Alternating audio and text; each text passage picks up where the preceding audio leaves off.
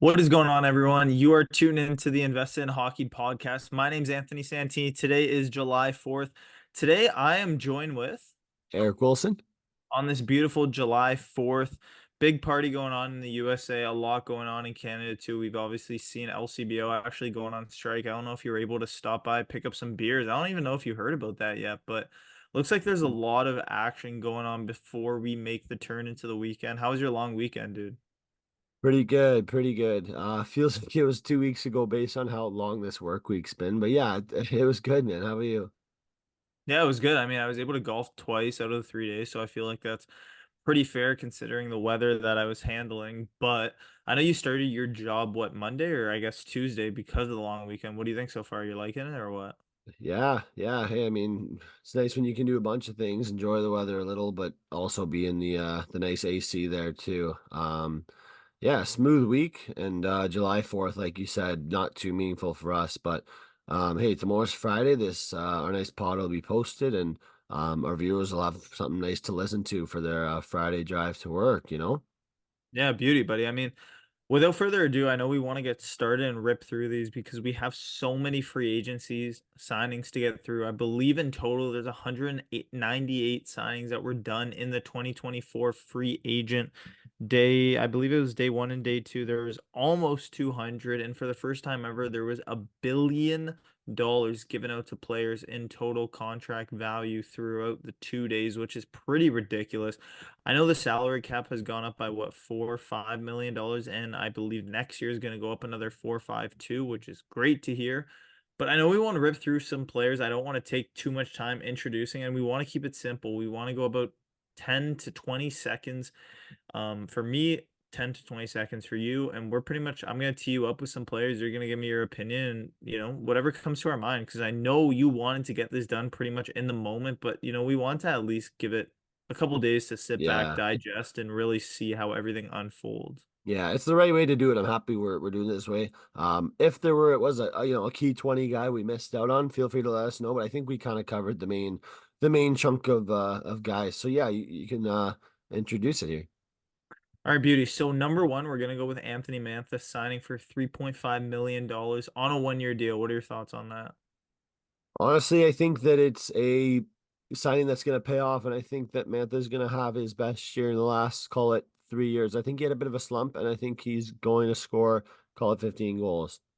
Yeah, he's a good player, and for that price too, especially on a 1 year deal, you have the opportunity because he's so disposable if necessary at the trade deadline because he is such a popular player. He plays well and he transfers so well to teams. We've seen that multiple times. So we're really excited for him to see what he could provide. Next up, we have Victor Arvidsson signing on a 2 year deal worth $4 million. What are your thoughts on Victor Arvidsson joining the Edmonton Oilers? You know what? I honestly, I really like the way Arvidsson plays. I think he makes sense for a team like the Oilers because he can be a fast player, but he also can fit a system that has 12 guys in the lineup. And Edmonton has shown that in order to play well, they need to use all four lines, and they can make it far, right? Yeah, I definitely agree. I mean, probably one of the biggest reasons why they were able to make it to the Stanley Cup Finals just this past year. And for me, I'm a big fan of Arvidsson. I'm a big fan of the number, the term, where he's going to play, and especially adding another player that we'll get into later on. I always found Arvidsson to be underrated. So a big loss for Nashville means a big gain for Edmonton. But we're going to move on to Cam Talbot that signs a 2 year deal worth $2.5 million headed to the Detroit Red Wings, who I feel like were in need of a goaltender. Yeah, you know what? In terms of the word competitiveness, this is what it adds. It might not add wins or a great goals against average or a great save percentage. This is gonna just add competitiveness in the crease. I don't know if you agree with that. Yeah, I mean, he's not that standout goaltender that could kind of sign for 2 years for that cheap. We saw obviously last year he was in the hunt for the Vezina Trophy up to maybe call it late January because I remember him being at the All-Star game and that stretch of the last 10 games, everyone was pretty much saying, what's this guy doing here? But they didn't realize that in November he was one of the hottest goaltenders in the league and also in fantasy too, is where we really recognize him. So shout out Cam Talbot. Looking forward to him in a Red Wings jersey as they look to get into the playoffs for I believe the first time in 8 years. Next up, moving to Toronto, and I don't believe that this deal is confirmed just yet. There's still a little bit more to be worked on, but Oh, it yeah? hasn't been confirmed just yet. So let's still take a look at it. Yanni, if I'm pronouncing it right, Hakanpää is signing for $1.5 million, 2-year deal. I think it's a good deal for the Leafs personally. I'll start out and say that this is the grit that they need. Hakanpää can obviously provide those hits and get in those corners for them. We know that. And him being a right shot in general is definitely a need that, had to be assessed and looks like it will be assessed when it is announced. So this is a 8, 9 out of 10 signing for me for the Leafs. Yeah, I'll give it a simple 7 out of 10. I'll agree with you, but in terms of the 8 out of 10, 9 out of 10s, I think we're gonna see them stand out in this list that we're going through. But Yeah. good sign. I'm not gonna complain. And I believe next up, so we have Ilya Samsonov signing for 1.8 million. I believe this is only a 1-year deal, not a 2-year deal. I think we had that noted. But Maybe, yeah. Hey, it could have been an error there. We'll really have to check that. Yeah. I'm fairly confident it's a $1.8 million deal, 1 year to the Vegas Golden Knights, who actually just traded away Logan Thompson. So Sammy is shipping off to Las Vegas. I'm gonna go out on a limb and pretty much say that this is a 9 out of 10 signing. I really like this signing from Vegas. Obviously, Sammy had a tough, middle games, call it 40 to 60 for the Leafs last year. A little bit disappointing considering he could have been the starter game one. And as the season went on, people didn't anticipate it. Obviously, still was. But I believe there's a value add for Vegas considering trading away Logan Thompson. I know you want to get into Samsung, so kind of take it away from here. Yeah, it's pretty low risk because when you sign a guy like that who went through, call it a waterfall last year, he has a lot to show Vegas. He can say that, listen, I had a bad year last year, but I'm here. I'm gonna give it my all. I'm gonna be a good backup and challenge Aiden Hill. Make him look like the good goalie who's the number one. Yeah, and someone who isn't on our list that kind of gives off that same mindset to a new team is Corpusalo. And although he didn't sign with Boston, he was traded to Boston. I feel like he can kind of provide that resurgence to Swayman because I don't want Swayman to get too comfortable now thinking that, okay, Allmark's gone, but I feel like Corpusalo is going to offer that healthy balance of, Oh yeah. could he be the starter? Could he be on the bench? Will Swayman be the starter? So for me, I feel like Samsonov is still talented enough to do that in net for Aiden Hill. Next up, the Bees, one of the biggest problems for the Leafs in the past, 10 years, we want to call it. Shout out the Bruins adding Nikita Zadorov. Big Z, they want to call him, but he doesn't want to be called that. What do we think about this deal? He gets paid a lot for a decent amount of term, too. He played well in the playoffs. I mean, what do we think about this? Yeah, I mean, number one thing is the cap's going up more than it's increased in the last little couple of years, and I think that you really got to remember that we're going to see a guy on this list, another Z name who also is going to get five, and I think it's going to make it look a lot better. Zadorov's been good for most of the teams he's played on, so I don't love it. I mean, sorry, don't hate it at all. Yeah, I like the deal too. I mean, he sounds like he's a perfect Bruin, right? Like his attitude on the ice, what he Mhm. provides.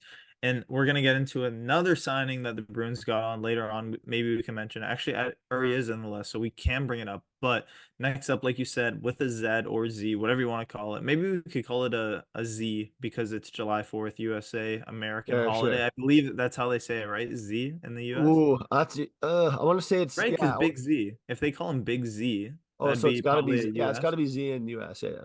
All right, so next up we got not as big Z, Jason Zucker signing to a 5-year, $1 million deal. I kind of like it.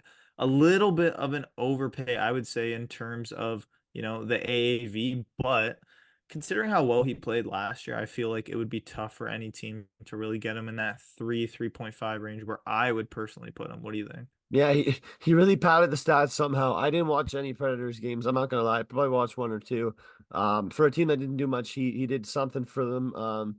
So I guess going to Buffalo, that checks out. I'll say that checks out, Sans. That checks out. Yeah, I mean, Buffalo is known to make a couple questionable decisions, and I actually wanted to pull up a funny photo just because I know I have it on deck ready to go, and I sent this to a big Buffalo Saber fan, Oh yeah. and it really made me laugh because the Sabres, we've seen this so many times, but we obviously see Sam Reinhart, Jack Eichel, and Ryan O'Reilly all winning the Stanley Cup in the past, I believe 5 years. Oh St. my Louis won in goodness. 2018. Wow. So it's funny, man. The Sabres have definitely got a lot of a lot of work to do in the next couple of years, and I Oh, don't think the man. Zucker Yeah. contract's gonna help that, anyways. But Yeah. moving on to fire away with this next up, we got Bert, very well known in Toronto, considering he just played for them last year, signed to a 4-year, $5 million deal. He was supposed to play on Matthews' line last year. It didn't happen. Could he play on Connor Bedard's line this year? I don't know. I'm gonna go out on a limb and say that's what they're signing him to be because he could be that, perfect balance that could complement Bedard's offensive ability and defensive lack, if we want to call it, that grit. So for me, I like this deal. I know there are haters out there that don't love it as much, but I like Bert, so I like it. Yeah. Yeah, I mean, how can you hate it when he's still a guy who goes out and works hard? Might have some stretches where he doesn't score, right? We saw that. He had a couple games where maybe that 6, 7 game stretch where he doesn't score a goal. But guess what? He's gonna be around decent players, Bedard, a couple speedy guys like Athanasiou. Nothing crazy, but gives him a chance, right? So I like it. Yeah, it's a tough take, and maybe it's a bold take, but I feel like Tyler Bertuzzi still could be a 40 goal scorer if he finds himself connecting with Bedard. Obviously, he didn't really show out for what the Leafs were expecting last year, and it's a little bit disappointing considering he was on a 1-year deal, back was against the wall. But we saw so many times last year, he probably could have had 10 more goals that just went off the post, just fluttered off his stick. So I believe he can really Yeah. dial in this offseason and find himself in the right spots with Bedard. I'm really thinking that he could be a 40 goal scorer. So it could be out on a limb, but we're going to move on to one of the most consistent and, moved around players in the past couple of years.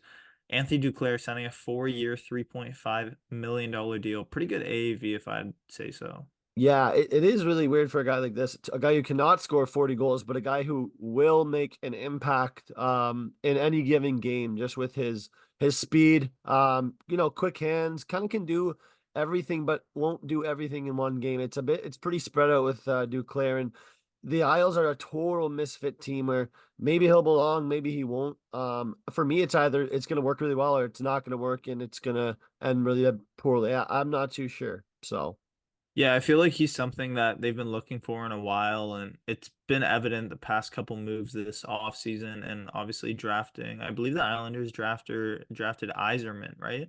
Oh yeah, Cole Eisman. Yeah, yeah, good. Yeah, Yep. who actually I was listening to Spin Checklist this morning, had a lot of positive things to say about him because they used to play together. So looking forward to what Oh, that's the sick. Islanders have in store. Next up, signing a almost 7x7 is Brandon Montour, and he's headed out of Florida after winning the Stanley Cup. I really think this is an overpay in terms of AAV and how long the term is on this deal. I don't really know what the thought process was. I guess you could say that, a player that performed well last year and this year in the playoffs, making the Stanley Cup last year, winning the Stanley Cup this year, and being on that top pair, killing penalties, helping out offensively too.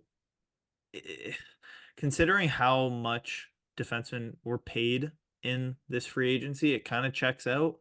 However, I do think this is overpay. I don't think 5 years down the road we could look at this deal and say it was a good one. I know that because I want to save a little some of my hate maybe for the later signings. It checks out based on his age and based on his versatility, right? Like he's good. He can do it all like you said. And again, his stats aren't the only thing you look for. Like he's a threat. He's a threat and he's played a lot of good players and I think that Seattle needs that. It needs the experience. It doesn't have the experience. So like it's a guy Yeah. you need in your lineup for sure.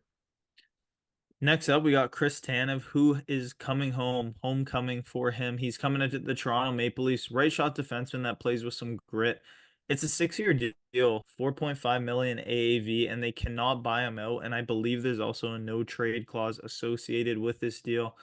I don't like this deal at all. I know, it's the cool thing to act like Tanev is the right move. And as a fan, too, of the game, you almost see a deal and you look at everyone on the board and be like, oh, okay, DeBrusk is going to move or Hakanpää is going to move, Samsonov is going to move on to a new team and it's all going to work out and this is all positive for a career. But, sometimes a deal just straight up isn't. It's not the right move. Looking at Klingberg last year, we thought Klingberg was going to be the perfect match right shot, offensive defenseman, takes Yeah. over Morgan Riley's goal or Morgan Riley's power play, and it did not work out. And I feel like this exact situation is not going to pan out for the Leafs in Yeah. Canada. Yeah, and without even remembering that Klingberg contract, I can't lie. There was upside to that signing, but I don't see the upside here. And this maybe is where my hate starts, and hopefully I don't sound too angry on this Mike sense, but terrible signing. He's 34 years old.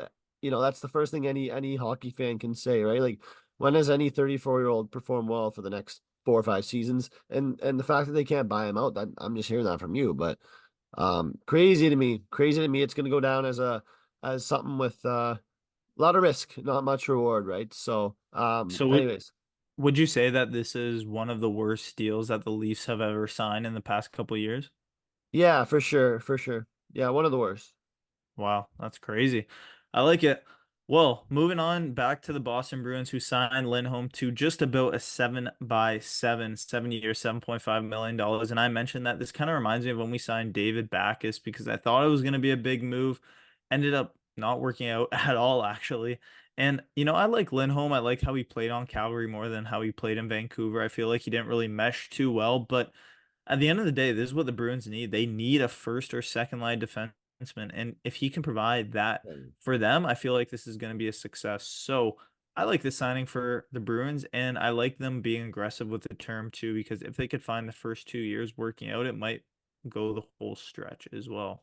Yeah, I don't mind it at all. I think you honestly sold it short there. I think he's a fifth overall pick back in 2013. We looked at something like that with like a Sam Bennett where we said, listen, he's a high pick for a reason.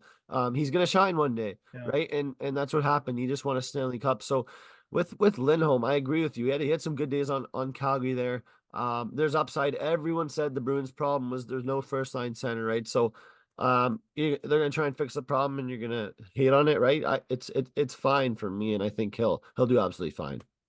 Yeah, it's a good deal. I mean, I feel like it should work out after the past couple years. It's going to take a little bit to really, buy into that system, but I feel like this could work. Keep the Bruins in contention for a division that's only getting better and better. There's a couple sleeping giants in there, Ottawa, Montreal, Buffalo, I think in a couple years. Yeah, Detroit. Uh, Detroit too, like the division could flip upside down on its head.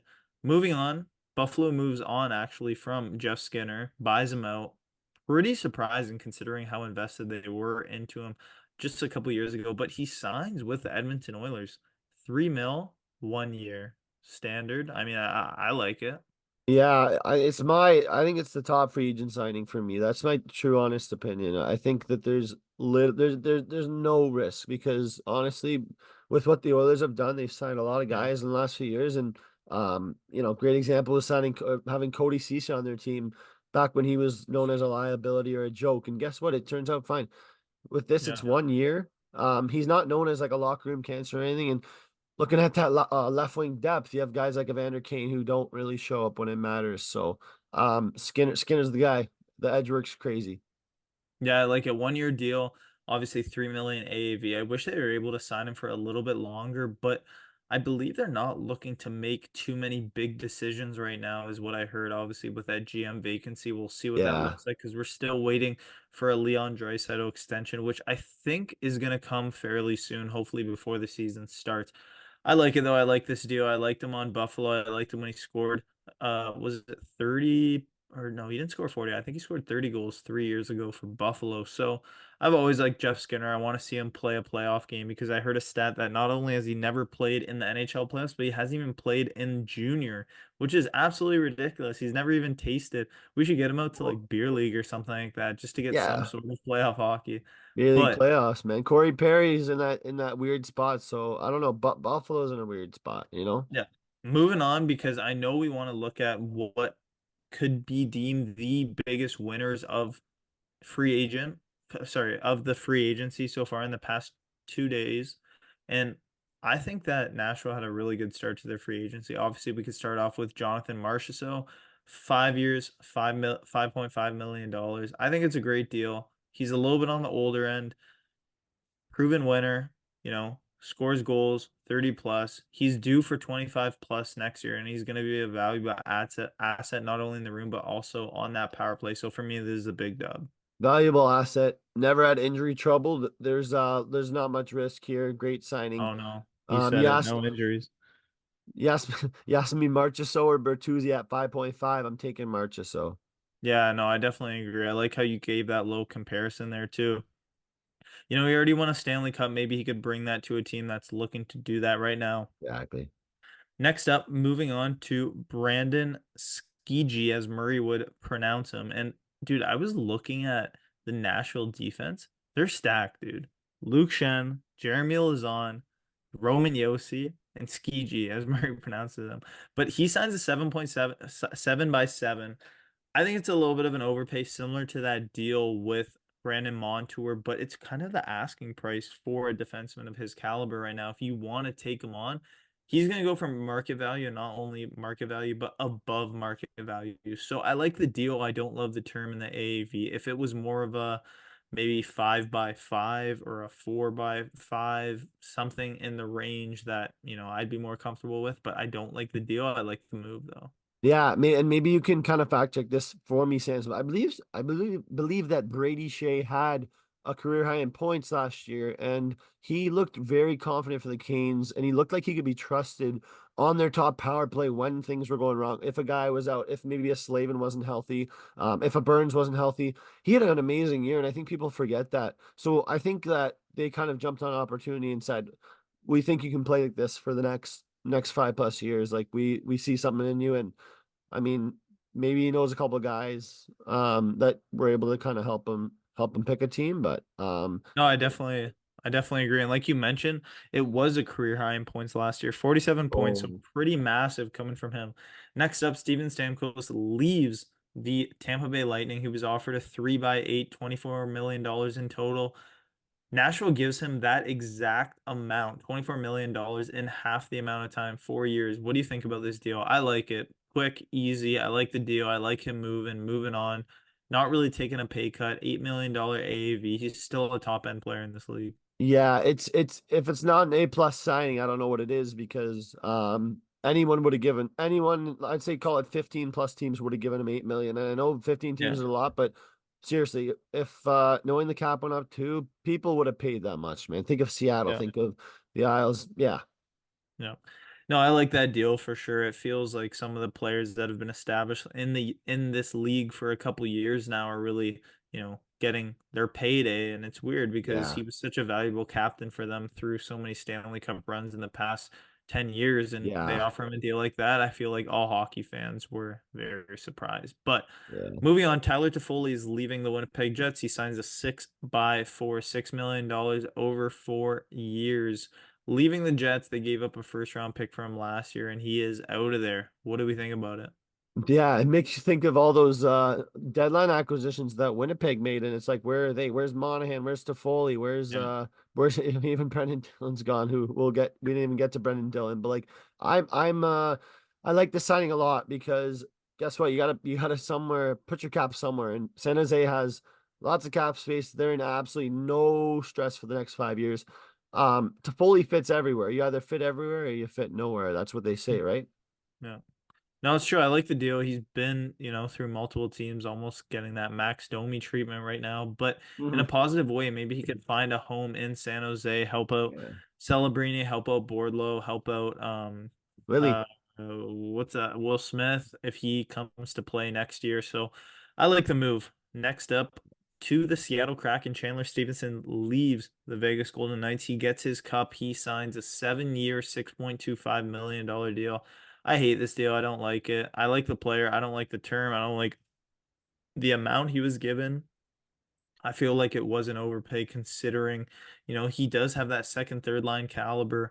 And considering also that they have Shane Wright, Matty Beniers, Yanni Gord. I feel like that center depth is just absolutely clogged up. Like, I don't know what the decision was. Like you mentioned too, I don't know what the rush is to this deal. Like, why do you need to lock in a player like this Yeah. right now? I could equally see him signing a 4 year deal with the Kraken and being like, okay, that makes sense, but a 7 year deal just does not make sense to me at all. Yeah, you stole the words out of my mouth when you said Wright and Beniers. I knew exactly what you're getting to. I was thinking the same thing. There's also and I'm bad with names, but the guy who led the OHL in scoring, I believe, is a prospect for Seattle. Don't remember his name. Oh, was that the player that played last year? I don't know if he has played an NHL game, but yeah, he played. I think he led the Ty OHL in was it scoring. Ty Cartier or no? No, it's like a Russian or something. We'll have to find his name and throw it on like the thumbnail randomly or something. But they at the end of the day, they've got lots of upcoming stuff. It's a little weird signing. I'm not gonna call it an F, but I'll call it a C plus at best right now. No, I'm gonna call this one an F. I don't like it. I feel like there was no rush to getting to this deal, considering they have two good defensemen in Beniers and Shane Wright, and also Yanni Gord, which I believe they got him from the expansion draft, right? So What's the love with what, Gord here, man? dude, he's a good I feel like Yanni Gord can actually offer you, if not better. What are you making that face? Hey, I'll let you finish. Don't worry. I feel like Yanni Gord can offer you the same, if not better, that Chandler Stevenson can at almost half the deal, right? Like what's Yanni Gord making right now? If I were to assume maybe 3.5, 3, like I feel like this was just a terrible deal for the Kraken, but nothing is worse than this very last deal that I think is the absolute worst deal that came out of free agency. Maybe you have a differing opinion. We haven't even chatted about it. I know that's going to be the Yeah, best part about the pod, but I think Tarasenko, 2 years, $4.75 million is just brutal, dude. Like he was decent for Florida, but he was a borderline healthy scratch, man. Like I didn't really find him to be the difference in why they won the Stanley Cup, but 2 years, $4.75 million. I think that's ridiculous. That's bad. it's no, I think you've been too negative for the last couple signings. You're building off of the Stevenson hate because honestly, it just doesn't hurt. It doesn't hurt if you're Detroit. Again, they're not in any cap trouble for the next couple of years, so it doesn't like add as much significance. I agree it's a lot of money for a guy who didn't show up. I totally agree. But at the end of the day, he still can put the puck in the net, still probably can play top power play, if I'm not wrong. But I again I hate to disagree with you there. I think it's completely fine. I think Detroit's got to make some bold moves, right? Yeah, I mean, I kind of agree with your mindset, but I know we got to move on. We've had so many good signings, and we kind of Yeah. want to wrap up with two big questions. I believe we had more, but we'll pretty much keep it standard to this.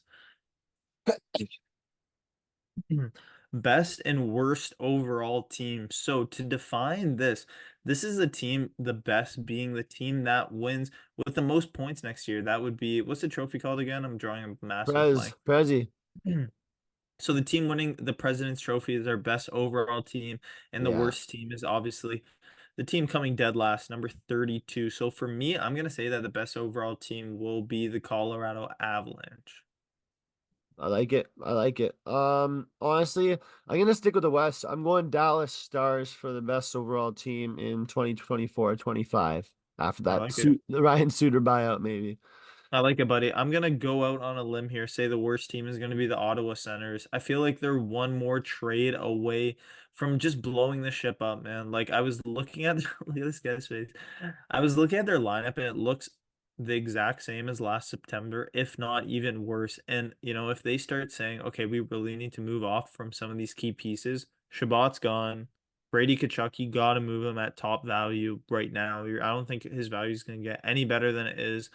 Maybe you could shop Sanderson, but this team is not good to me. I feel like they could be a sleeper for the worst team in the league.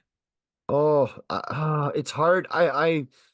It's not like I even want to disagree with you. I just have to, and it's because of that Allmark move. There's something to be happy about in Ottawa, and there's also like not as much pressure. Remember, like, we were in this spot last year, and there was just way too much talk about like them being able to possibly like make the playoffs and make some buzz. Like, and again, they didn't really get worse. I think that they are gonna really fight in that division, but I don't see them being as bad as some other teams. I'm gonna go out here and say that worst team in the league. It's a tough one. Buffalo Sabres, though. Definitely the Buffalo Ooh. Sabres. Oof. I mean, I like it. It's a tough division. They're not really looking too positive right now. Obviously, the signs that they've made haven't really been anything to, really razzle dazzle anything. But I think that's gonna do it for us. Obviously, a lot of receipts that we're keeping right now and putting it out there, and, Oh, I yeah. feel like we're gonna be pretty spot on.